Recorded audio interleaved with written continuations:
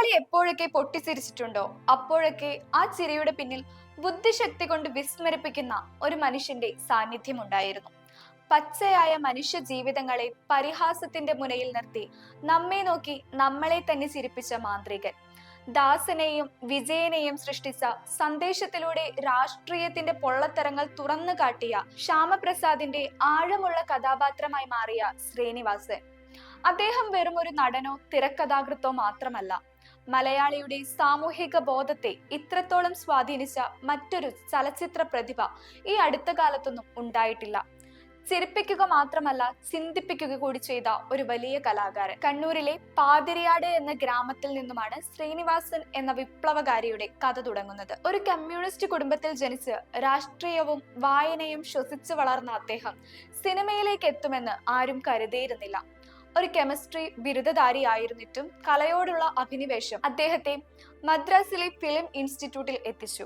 അവിടെ വെച്ചാണ് പിൽക്കാലത്ത് മലയാള സിനിമയെ മാറ്റിമറിച്ച സത്യൻ അന്തിക്കാട് ഉൾപ്പെടെയുള്ള സൗഹൃദങ്ങൾ ഉടലെടുത്തത്. 1977 PA ബക്കറിന്റെ മണിമുഴക്കം എന്ന ചിത്രത്തിലൂടെയായിരുന്നു അരങ്ങേറ്റം. ആദ്യകാലങ്ങളിൽ ചെറിയ വേഷങ്ങളിൽ ഒതുങ്ങിപ്പോകേണ്ടി വന്നിട്ടുണ്ടെങ്കിലും തന്റെ ഉള്ളിലെ എഴുത്തുകാരനെ മൂർച്ചകൂട്ടി അദ്ദേഹം സ്വയം വഴിവെട്ടുകയായിരുന്നു. മലയാളിയുടെ മനസ്സിൽ ആഴത്തിൽ പതിഞ്ഞത് അദ്ദേഹത്തിന്റെ തൂലിക വഴിയാണ്. ഓടരുതമ്മാവ, ആളറിയാം മുതൽ സന്ദേശം വരെ നീളുന്ന അദ്ദേഹത്തിന്റെ തിരക്കഥകൾ മലയാള സിനിമയിലെ സോഷ്യൽ ഡയറ്റുകൾക്ക് പുതിയൊരു മുഖം നൽകി.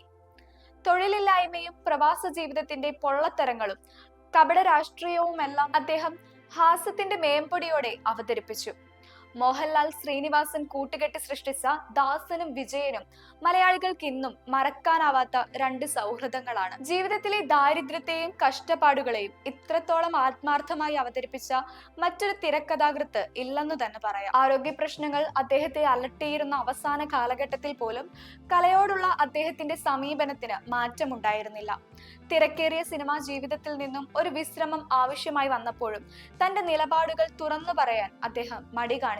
ജൈവ കൃഷിയിലേക്കും പ്രകൃതിയോടുള്ള ഇണക്കത്തിലേക്കും അദ്ദേഹം ചുവട് മാറ്റിയത് പലർക്കും മാതൃകയായിരുന്നു. ശാരീരികമായ അവശതകൾക്കിടയിലും തന്റെ സ്വതസിദ്ധമായ തമാശകൾ ഉപേക്ഷിക്കുവാൻ അദ്ദേഹം തയ്യാറായിരുന്നില്ല. ജീവിതത്തിന്റെ സായാഹ്നത്തിൽ ഒരു വിശ്രമ ജീവിതം എന്നതിലുപരി വരും തലമുറയ്ക്ക് പുതിയ അറിവുകളും ചിന്തകളും പകർന്നു നൽകുന്ന ഒരു ഗുരുവായി അദ്ദേഹം മാറി. ശ്രീനിവാസൻ എന്ന വ്യക്തി ഭൗതികമായി നമ്മെ വിട്ടുപോകുമ്പോഴും അദ്ദേഹം സൃഷ്ടിച്ച കഥാപാത്രങ്ങളും എഴുതിയ സംഭാഷണങ്ങളും മലയാളിയുടെ നിത്യജീവിതത്തിന്റെ ഭാഗമായി നിലനിൽക്കും. പോളണ്ടിനെ കുറിച്ച് ഒരക്ഷരം മിണ്ടരുതെന്നും നമുക്കേ ബുദ്ധി നേരത്തെ തോന്നണമായിരുന്നു എന്നുമുള്ള ഡയലോഗുകൾ ഓരോ മലയാളിയുടെയും സംസാരത്തിൽ എന്നും ഉണ്ടാകും.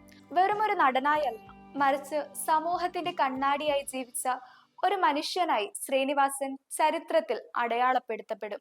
ആ വലിയ കലാകാരന് മലയാളത്തിന്റെ പ്രണാമം.